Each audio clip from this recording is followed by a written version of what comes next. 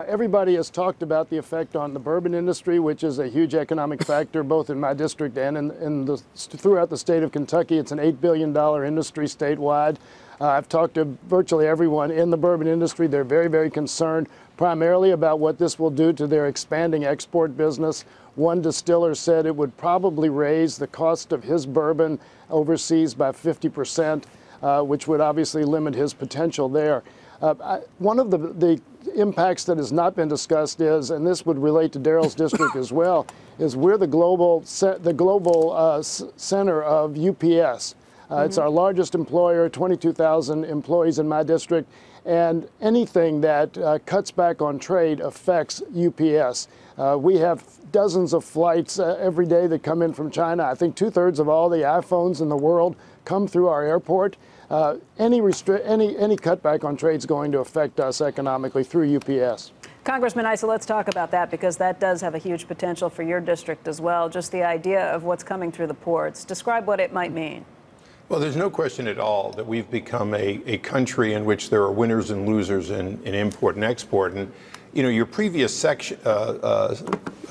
session just before this one, really that segment came up with a couple of things that I think are important. First of all, what does it take to get GDP growth, and what does it take to get productivity growth?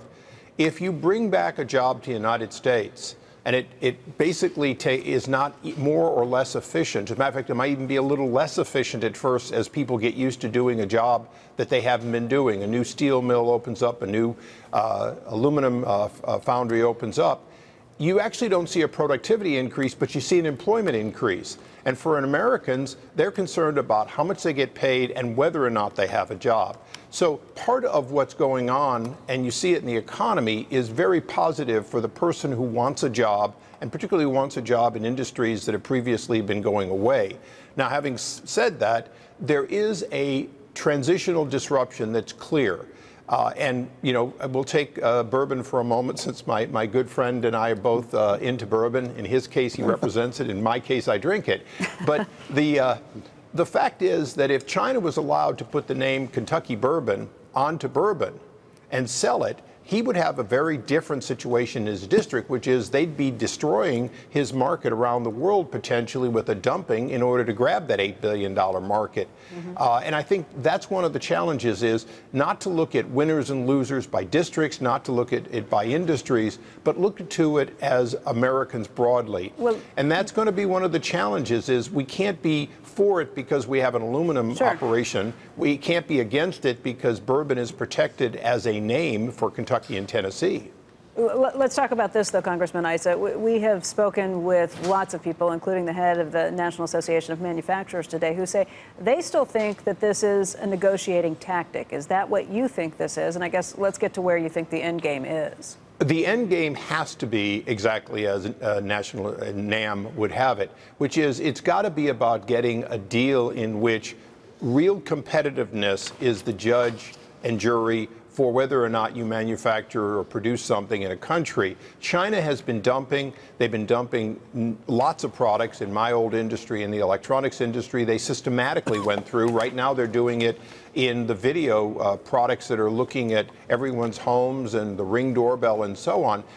They're selling those products below cost in order to capture essentially 100% of that market. So if we can stop them from unfair trading, and then if we do the right thing in the United States to be competitive, we will get markets, we will lose markets, but we'll do it in a fair way. And that's really where this tactic is important. The world, including the Europeans, agree that China has been dumping steel and aluminum, and that has to stop. And that's where this whole process started, is over something that the whole world understood China was trying to dominate by dumping, and they were producing more than the world could use, and they knew they were doing it. But Congressman Yarmuth, we also talked to the head of NAM, who admitted that he is concerned about the tactics and whether this spirals out of control. I'm assuming you have the same concerns.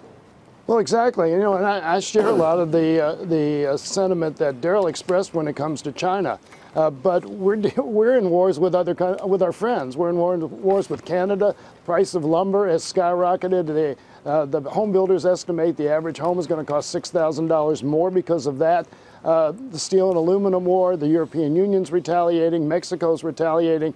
So it's a strange way to negotiate. And again, to use the national defense argument against a friend like Canada is really, really silly and disingenuous. This is an ideological thing on Donald Trump's half. And there are very few. There are very few people in the administration who actually agree with what he's doing. But there's a reason that the word frenemy was coined, too. I mean, we know there are friends, but it's not, there are certain things where, where we're taken advantage of. And we want to stay friends. We'll always be friends. But, fair is fair. Let's drop all the tariffs and taxes and just go from there. And they go, whoa, wait, no. Do you think that that'll ever happen? No, I know. But it's just like friends are, it's true, but like we're frenemies. Yeah. The best example is if you've got countries where we have essentially zero tariff and they have a substantial 25% or more tariff on the same products, then they're friends, but they're not free traders.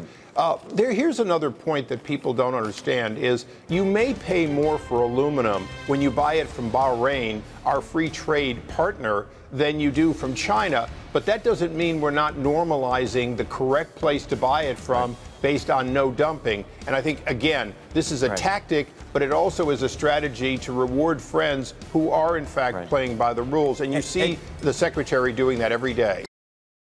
Hey there, thanks for checking out CNBC on YouTube. Be sure to subscribe to stay up to date on all of the day's biggest stories. You can also click on any of the videos around me to watch the latest from CNBC. Thanks for watching.